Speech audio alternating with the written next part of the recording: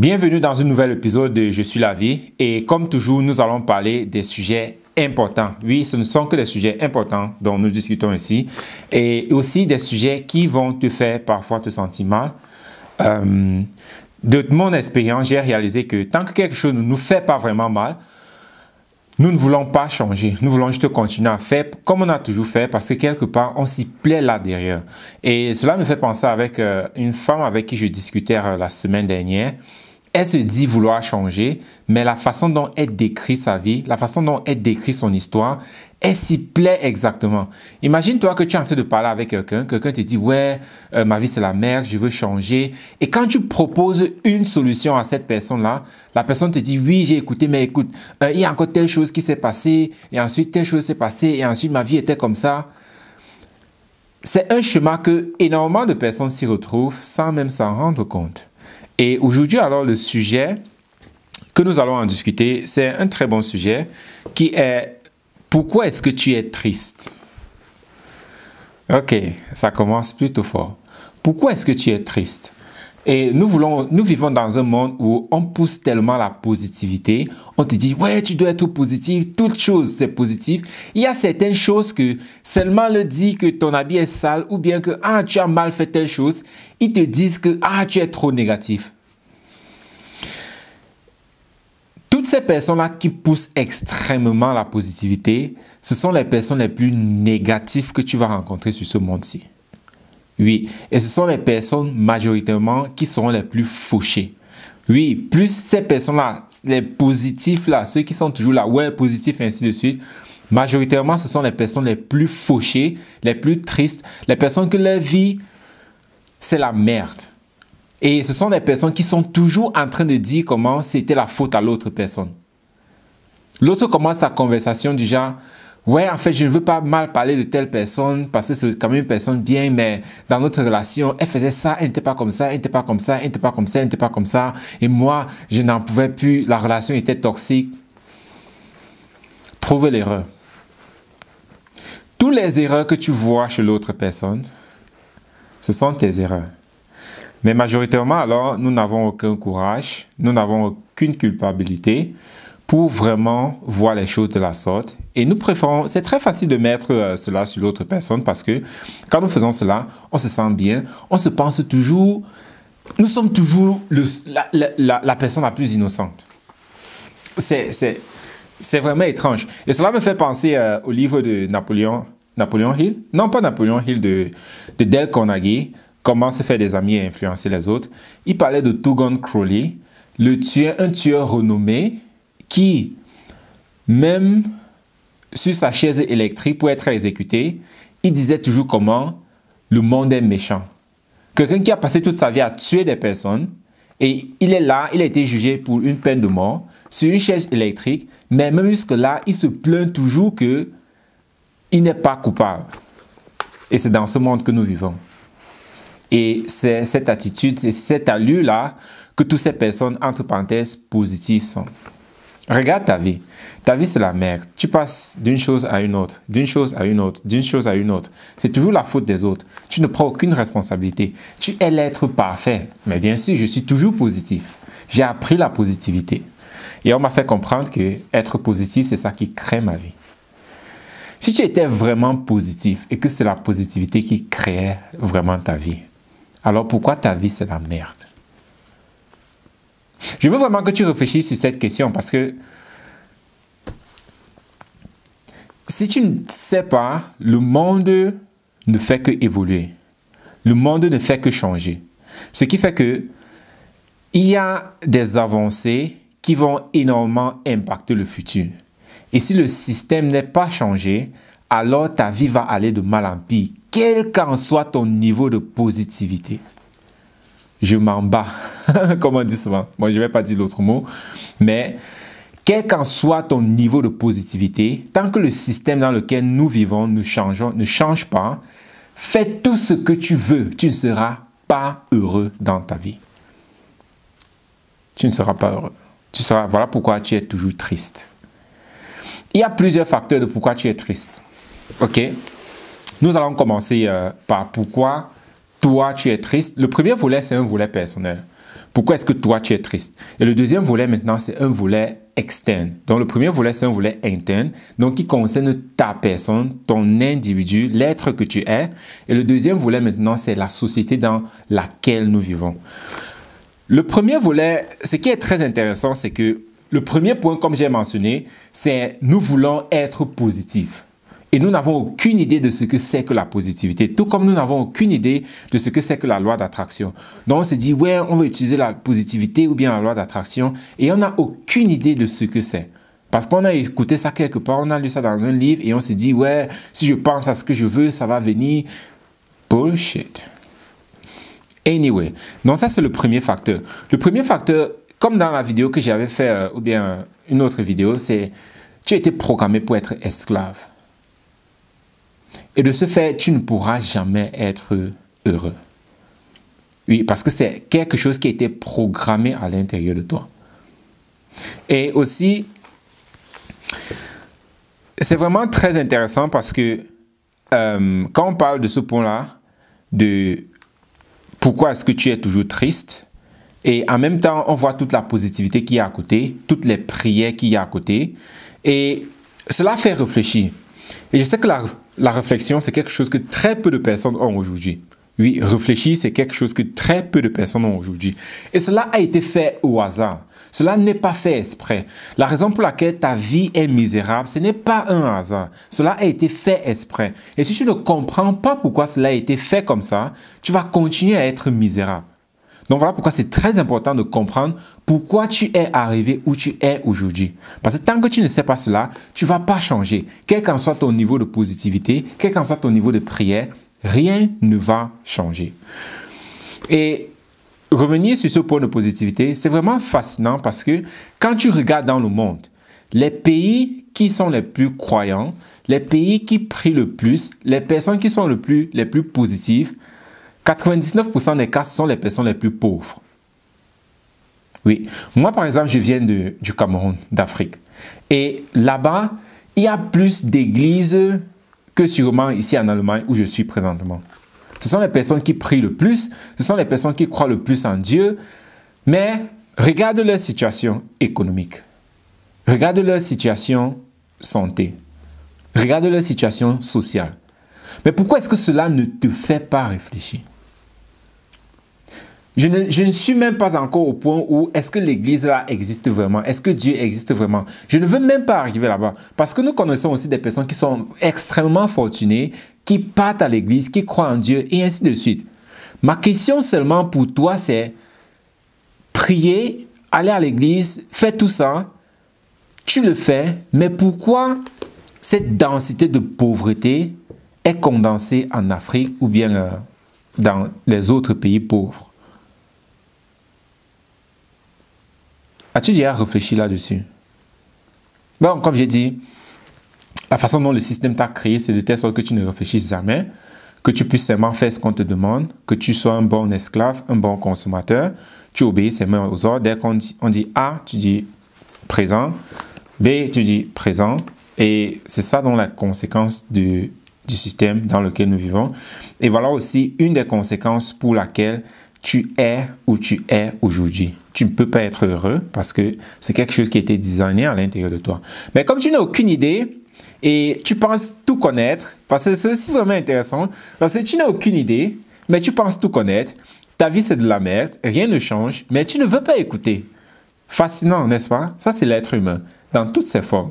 Du genre, rien ne va, mais très peu de personnes ont vraiment l'humilité d'accepter que les choses ne vont pas et d'accepter le changement que quelqu'un qui a une idée est en train de leur proposer. Et après, on se plaint que le monde est méchant, le monde est triste. Ce qui est intéressant, c'est que aujourd'hui, avec toutes les connaissances que j'ai, avec toutes les conversations que j'ai déjà tenues avec énormément de personnes, je n'ai même plus besoin que toi, tu me dises que tu es en train de souffrir ou pas pour que je sache que tu es en train de souffrir. C'est fascinant, n'est-ce pas? Je n'ai même plus besoin. Parce que je sais que nous, en tant qu'êtres humains, nous sommes tous pleins de merde. Parce que nous avons tous été programmés très mal, très mauvais. Nous avons tous reçu une mauvaise programmation. Même cette personne-là que tu regardes, tu admires, laisse-moi te dire quelque chose. Quand tu le vois en privé, parfois tu te dis, eh mon Dieu, c'est cette personne-là comme ça. Je sais, parce que moi aussi, je suis inclus. Je n'ai pas été bien programmé. Par conséquent, j'ai énormément de programmes sur lesquels je dois travailler pour continuer à changer, pour continuer à m'améliorer. Voilà pourquoi quand je discute avec quelqu'un et que les personnes, ils aiment toujours masquer, non, moi ça va, je suis heureux et ainsi de suite. Bullshit. Dis au moins la vérité à toi-même. Parce que il y a aussi cet adage qu'on dit, la vérité te sauvera. Connais la vérité te sauvera. Une phrase comme ça, know the truth and the truth will set you free. C'est quelque chose de la sorte. Et les gens, comme j'ai bien dit, tu as été programmé de façon spécifique pour ne pas réfléchir. Toute chose, on dit, tu es seulement là, waouh, c'est génial, mais tu ne comprends pas, tu n'as aucune compréhension de la chose. Et par conséquent, l'information entre ses mains à droite ou à gauche et ça sort de l'autre côté. Donc, laisse-moi boire quelque chose.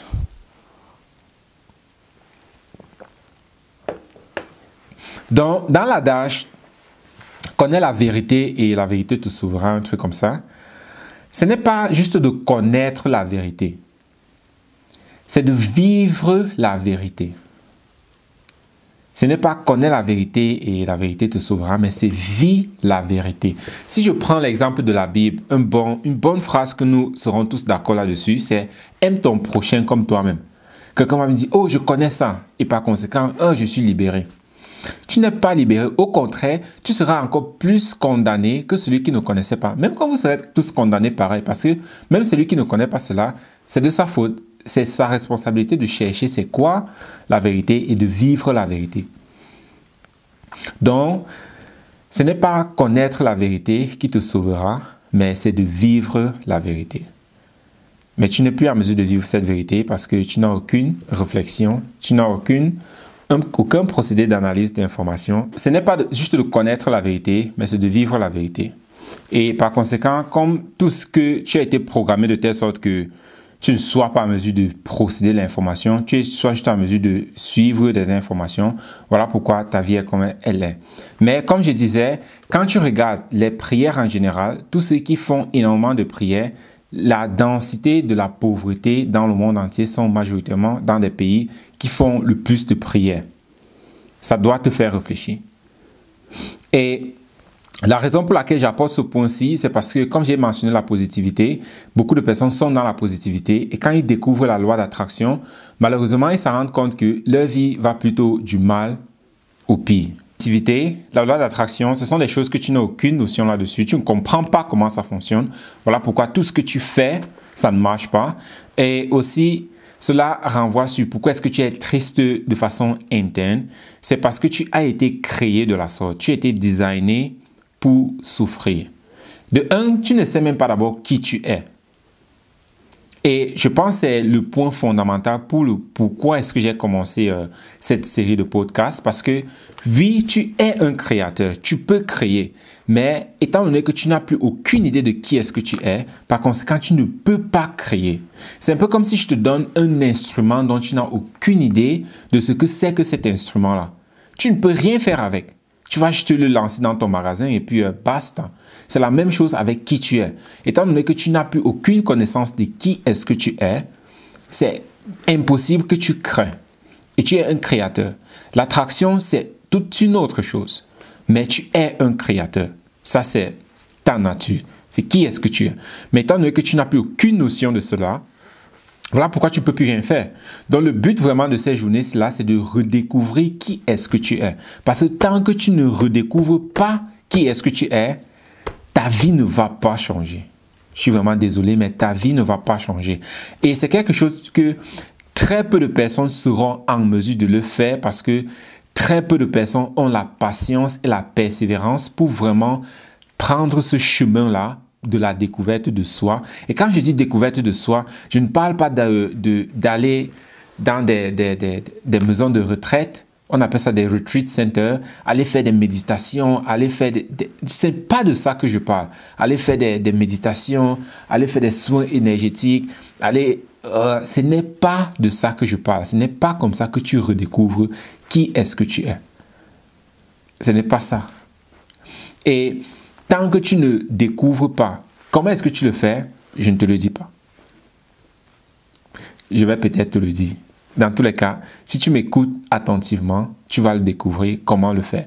Oui, il y a d'autres outils. Il y a des outils pour cela que tant que tu n'as pas ces outils-là, bon, tu ne vas jamais y arriver. Je suis vraiment désolé. Tant que tu n'as pas ces outils-là, tu ne vas jamais y arriver. Et si tu aimerais savoir c'est quoi ces outils, mets un commentaire et puis peut-être je vais te répondre.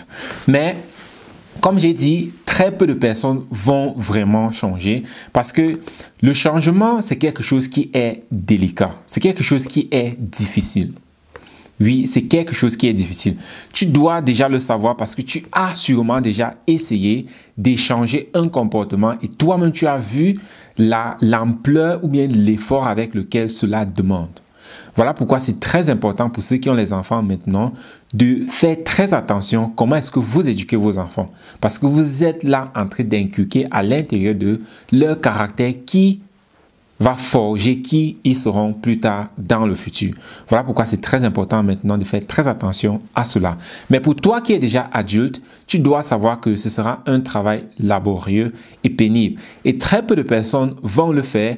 Même des personnes qui auront les outils pour le faire ne vont pas le faire parce qu'ils seront déjà trop pris. Comme on dit souvent, tu es déjà emporté par le démon. Je suis vraiment désolé pour toi.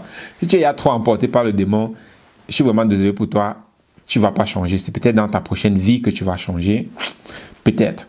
Mais beaucoup de personnes ne vont pas changer pour plusieurs raisons.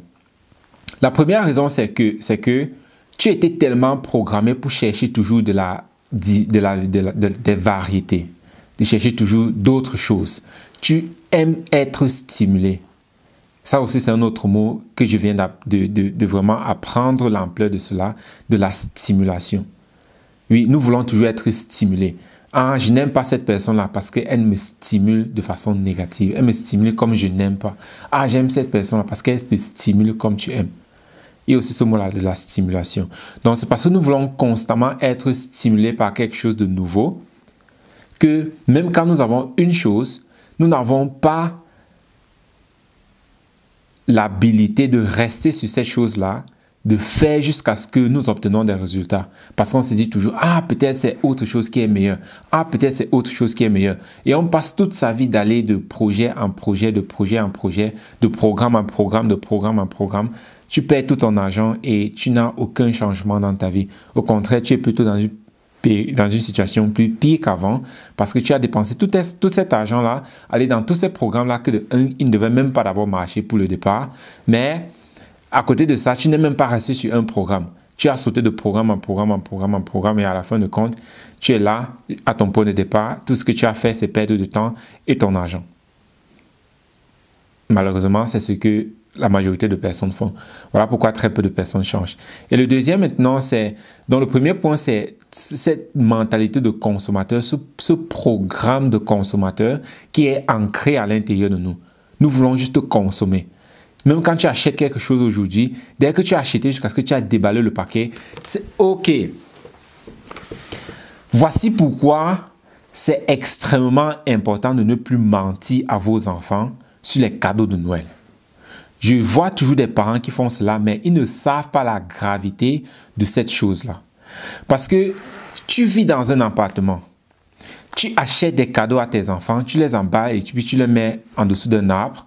Et quand tes enfants viennent voir cela, ils demandent « Ah, qui a donné cela ?» Tu dis « C'est le Père Noël. » Voilà où tu commences à mal programmer tes enfants.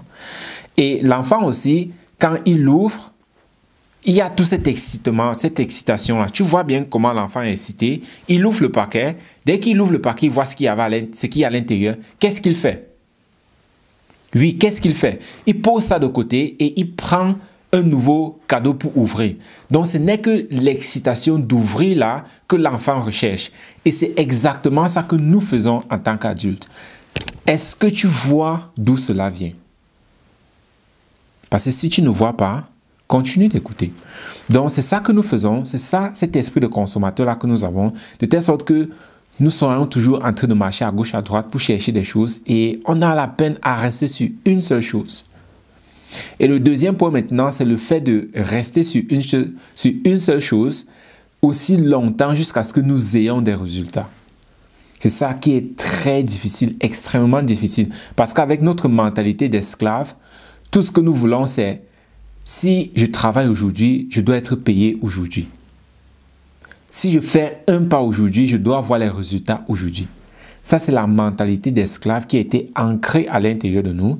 Et c'est ça qui nous empêche de voir plus loin que notre nez. Nous voulons aujourd'hui McDonald's, immédiatement. Tu commandes aujourd'hui, tu veux que ça arrive immédiatement. Ça, c'est l'impatience absolue. C'est quelque chose que tant que tu ne travailles pas énormément sur ce point-là, ce sera extrêmement difficile pour toi de changer. Parce que le changement ne va pas se faire du jour au lendemain. Parfois, il va te prendre 1 an, 2 ans, 3 ans, 4 ans pour changer. Oui, il va te prendre parfois 1 an, 2 ans, 3 ans, 4 ans pour changer. Et si toi, tu te fais berner par tous ces programmes-là, ah, change ta vie en 21 jours, ah, change ta vie en 1 mois, ok, je t'attends le mois prochain parce que je sais exactement où tu serais. Dans la même position et plus pire encore. Et après, tu vas te dire, ah, pourquoi est-ce que je suis si triste? Pourquoi ma vie n'avance pas comme tu veux? Parce que ce que tu veux, c'est gagner à la loterie. Tu ne veux pas travailler, tu ne veux pas faire des efforts, tu veux juste gagner à la loterie. Et cela nous ramène à un autre point qui est l'espoir. Parce qu'il y a 4 mots avec lesquels nous avons été massivement programmés. Le premier mot, c'est l'anxiété. Le deuxième mot, c'est la peur. Le troisième mot, c'est le doute. Et le quatrième mot, c'est l'espoir. Et je vais toucher juste l'espoir aujourd'hui. Peut-être dans les prochains épisodes, je vais toucher les autres. Mais l'espoir, c'est la pire des choses. Oui, on te dit l'espoir fait vivre. Waouh!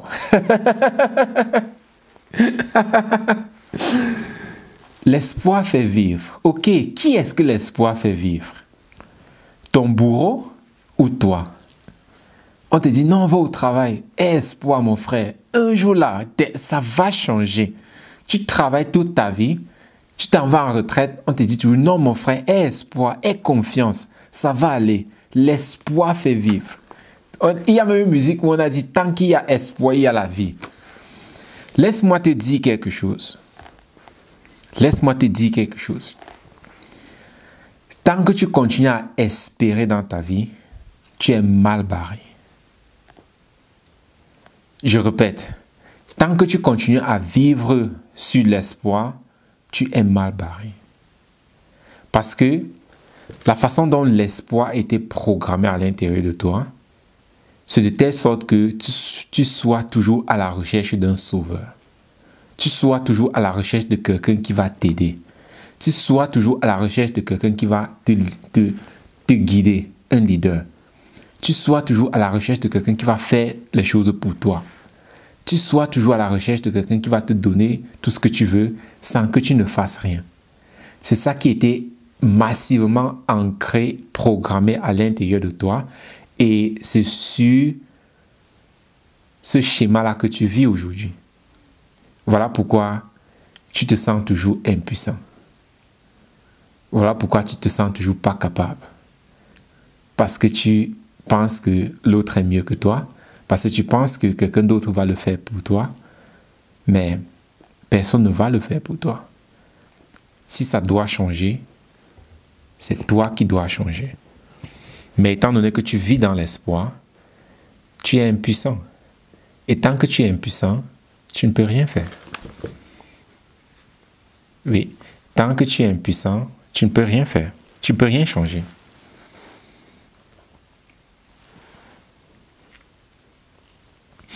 T'es-tu déjà demandé pourquoi est-ce qu'on divulgue énormément ce mot comme ça? Tout le monde te dit non, espoir. L'espoir, c'est bon.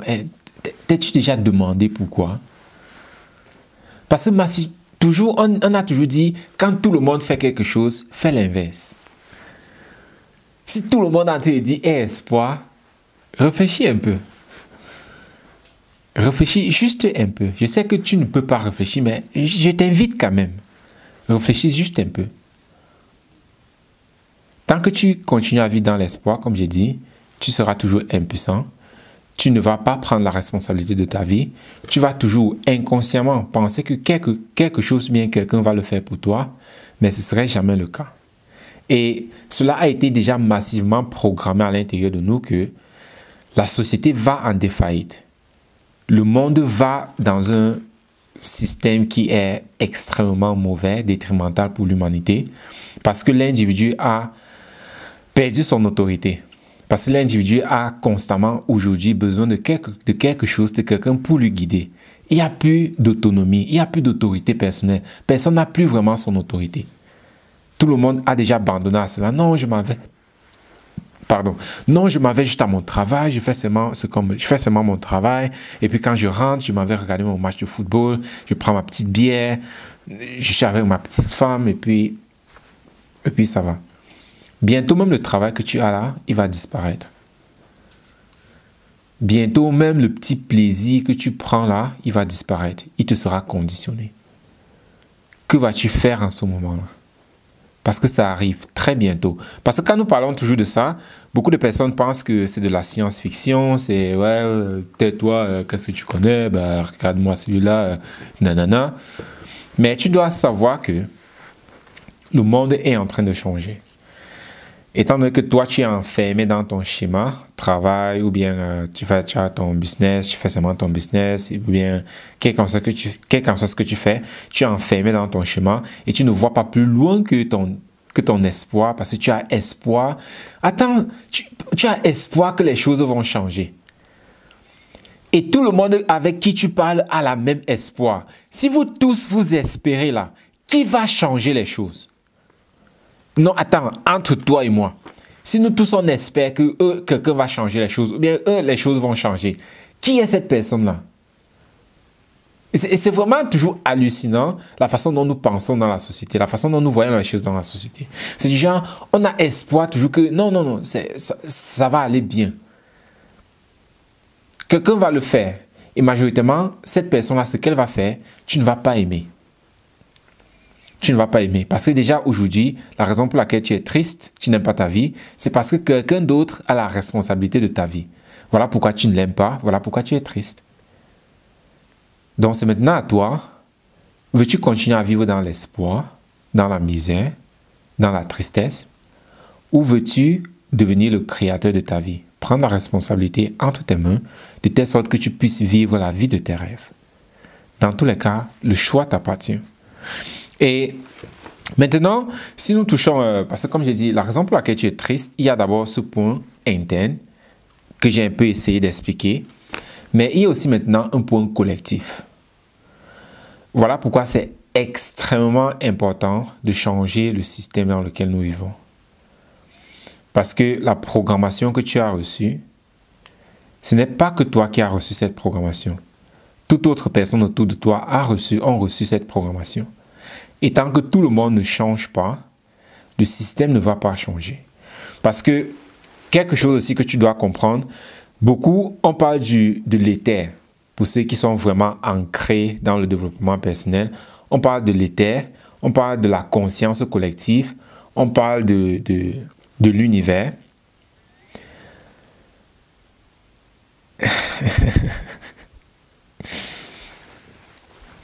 Quand on dit, ouais, la conscience collective, les idées vont venir de la conscience collective. Quand un shift va se passer dans la conscience collective, alors tout va changer. Est-ce que tu sais même de quoi est constitué ou bien de qu'est-ce qui constitue cette conscience collective-là? Parce que on parle de ça, c'est toujours comme si c'était quelque chose de... Il y avait un être mystérieux qui était caché dans la conscience collective.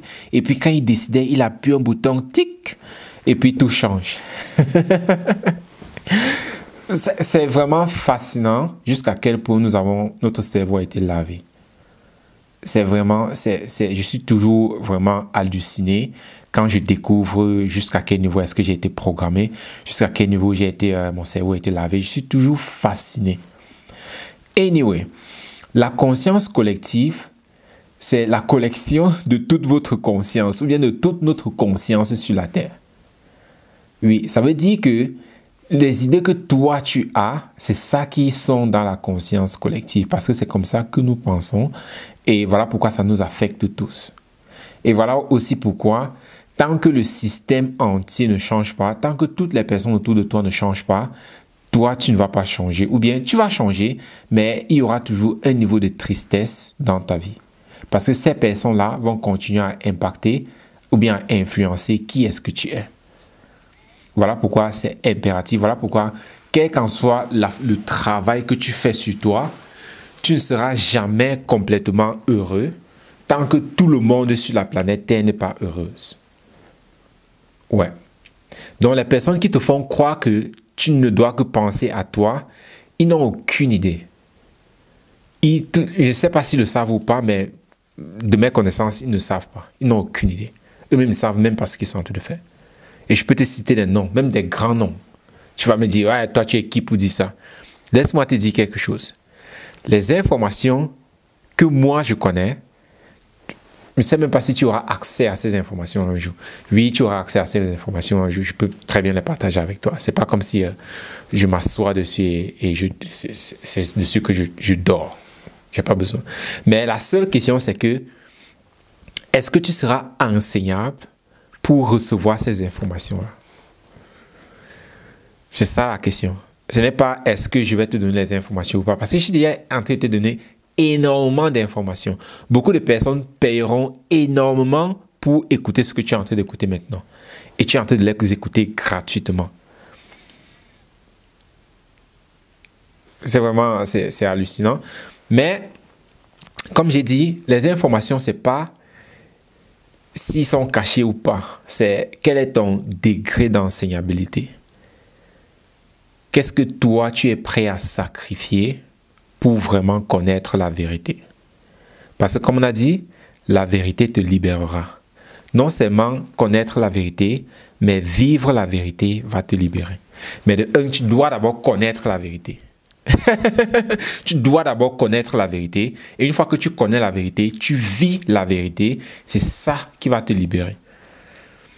Et comme j'ai dit, quel est ton niveau d'enseignabilité? Est-ce que toi, où tu es là, est-ce que tu es vraiment prêt à changer? Ou bien tu fais partie de toutes ces personnes-là qui prétendent vouloir changer et passent leur vie d'aller de programme en programme, de séminaire en séminaire, paient juste du temps et de l'argent et puis après, ils meurent.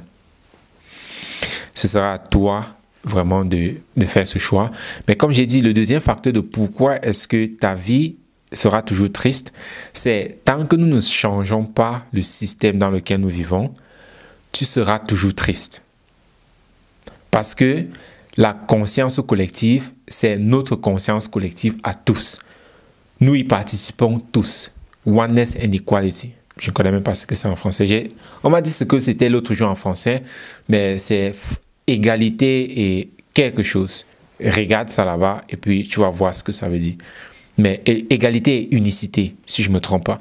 Donc, tant que cela n'est pas fait, ta vie sera toujours triste. Voilà pourquoi je dis toujours ceci. Il ne s'agit pas de toi.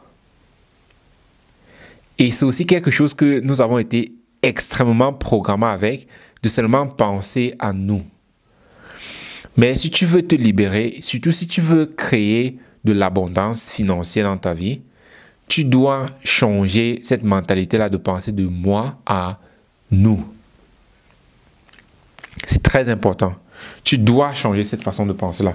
Parce que si tu ne peux pas changer cette façon de penser-là, alors rien ne va changer dans ta vie. Pour revenir sur quelque chose que j'ai dit dès le départ, tu dois d'abord comprendre et connaître qui est-ce que tu es. Parce que tant que tu ne fais pas cela, ta vie ne va pas changer. Tu ne vas pas pouvoir créer comme tu veux et par conséquent, tu seras toujours triste, mais plus pire encore, tu seras misérable. Tu seras misérable. Donc, il y a quelque chose qui est extrêmement important à comprendre. Tu as peut-être déjà entendu parler de ceci, ou bien pas, mais tu dois comprendre que l'être que tu es, la personne que tu es présentement, il est constitué de plusieurs entités. Les trois entités primaires, c'est le corps, l'âme et l'esprit. La quatrième entité, c'est ton ego. Donc, ce sont ces 4 entités-là qui constituent la personne que tu es. Et tu as peut-être déjà entendu parler ou pas. Ce que tu veux, peut-être je vais te dessiner ça un jour pour te montrer. Mais il y a un alignement qui est extrêmement important pour cela. Quand je vais voir si je peux dessiner ça maintenant, pour que toi tu vois, parce que quand on va juste te parler comme ça, tu vas aller imaginer tout, mais sauf ce que je suis en train de dire. C'est vraiment toujours fascinant de voir comment, à cause de la programmation que nous avons reçue, je ne peux même pas dire quelque chose et puis tu reçois le message exact comment j'ai dit. Tout ce que je dis, tu vas le comprendre avec ta programmation, avec tes filtres que tu as reçus en tant qu'enfant. Et c'est ça qui est vraiment le problème le plus détrimental dans le monde. Parce que quand quelqu'un est en train d'expliquer quelque chose, il l'explique avec ses programmations. Et sa programmation qui est majoritairement toujours biaisée. Ce qui fait que nous l'écoutons, mais on se crée ce qu'on veut. Anyway, donc j'ai fait un petit schéma. Et là, tu vas voir à quoi ça ressemble. Donc, âme, corps et esprit. OK. Et ici, là, on a Monsieur Ego. Je ne sais pas si ma caméra va m'aider. Mais tu peux voir, là, l'esprit, le corps et l'âme. Et ici, là, tu as l'ego. Donc, c'est comme ça que la représentation est présentement. Et ce que nous voulons maintenant obtenir, c'est un schéma comme ça. Ce que nous voulons maintenant obtenir, lui, il ressemble plutôt à ça. Nous voulons maintenant obtenir un schéma comme ça, où il y a cet alignement-là entre l'âme, le corps et l'esprit. OK? Donc, c'est ça que nous voulons atteindre. OK? C'est ça que nous voulons atteindre. Nous voulons nous débarrasser de l'ego, parce que c'est l'ego qui est, entre parenthèses, tu peux encore définir l'ego comme juste l'intérêt personnel. Ce n'est pas mauvais d'avoir l'intérêt personnel, mais quand tu es prêt à tout détruire juste pour ton intérêt personnel, c'est là que c'est détrimental pour la société. Et c'est malheureusement dans ces situations-là que nous vivons aujourd'hui. Nous tous, nous sommes égoïstes. Et la raison pour laquelle ta vie ou bien nos vies sont la merde, c'est parce que nous sommes égoïstes. Nous ne pensons qu'à nous. Nous sommes prêts même à détruire notre propre vie juste pour notre survie, au lieu de devenir la vie et nous expandre, vivre dans l'abondance. Nous préférons vivre dans le manque et la misère, parce que c'est ça l'ego, le manque et la misère, dans un monde d'abondance. C'est vraiment fou. C'est extrêmement fou et c'est vraiment fascinant. Donc, tu dois redécouvrir qui est-ce que tu es. Comme j'ai dit, ce n'est pas connaître la vérité qui va te libérer, mais c'est de vivre la vérité. Tu dois comprendre ce que ces choses-ci veulent dire, l'esprit, le corps, l'âme. Tu dois comprendre et connaître ce que c'est. Peut-être dans une autre vidéo, je vais entrer en détail là pour montrer vraiment ce que joue chacune de ces parties-là. Mais c'est quelque chose qui est extrêmement important. Tu dois connaître cela parce que si tu ne le fais pas, tu ne vas pas pouvoir changer. Tu dois d'abord connaître l'état, la situation, avant d'être en mesure de changer. Et aussi, un dernier point de pourquoi est-ce que tu ne seras jamais triste, quelque chose que j'ai déjà beaucoup touché, mais c'est concernant ta programmation. Tu as été programmé d'une certaine manière. Et tu dois savoir que la façon dont tu as été programmé, c'est de telle sorte que tu ne te rebelles jamais. Oui, tu as été programmé de telle sorte que tu ne te rebelles jamais. Voilà pourquoi tu es tellement docif, tu es tellement docile. Tu fais toujours ce qu'on te dit, même quand tu es fâché. Combien de fois est-ce que tu t'es retrouvé, tu rentres de ton travail, tu es tellement fâché, ou bien même pas seulement ton travail, parce que le travail, on va dire, ouais, c'est parce que ça paye mes factures et ainsi de suite. Quelqu'un que, juste peut-être un ami, l'ami là t'énerve et puis tu dis, ah, je ne vais plus jamais faire telle chose avec lui, je ne vais plus jamais faire ta, nanana, nanana.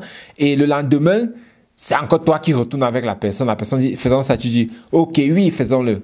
Et après, c'est quand tu rentres, tu dis, ah, j'avais dit que je ne vais plus faire telle chose. Tu vois jusqu'où est-ce que ta programmation est.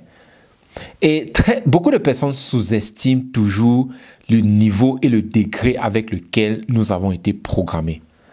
Ça, c'est la pire des erreurs que tu peux faire dans ta vie. C'est un peu comme ne pas connaître ton ennemi. C'est un peu comme négliger ton ennemi. Tu ne sais même pas qui est ton ennemi. Comment comptes-tu remporter la victoire? Tu ne peux pas. C'est impossible. Voilà pourquoi tu n'arrives pas aussi à avancer. Parce que tu sous-estimes le degré et le niveau avec lequel tu étais programmé. Parce que je discute avec des personnes, ils me font comprendre comment ils utilisent leur conscient pour essayer de changer leur inconscient. C'est complètement absurde si tu connais ce que c'est que l'inconscient. Et très peu de personnes. J'ai rencontré juste peut-être 1 ou 2 personnes dans ma vie qui comprennent vraiment ce que c'est que l'inconscient. Oui. Et crois-moi, j'ai déjà fait beaucoup de choses. Kevin Trudeau, Tony Robbins, Les Brown, Jim Rohn, Bob Proctor, tout ce monde-là, tout ce monde-là, j'ai déjà fait ce monde-là. Et j'ai rencontré juste 1, 2 ou 3 personnes qui comprennent vraiment c'est quoi l'inconscient et c'est quoi vraiment la programmation. Beaucoup de personnes vont te dire, ouais, je connais ta programmation, c'est ça qui te fait... Non. Tout simplement aucune idée. Aucune idée. Aucune idée et aucune idée. Et comme j'ai dit, la seule chose que je peux te dire maintenant, c'est de ne pas sous-estimer ton ennemi. Ton ennemi, c'est ton inconscient.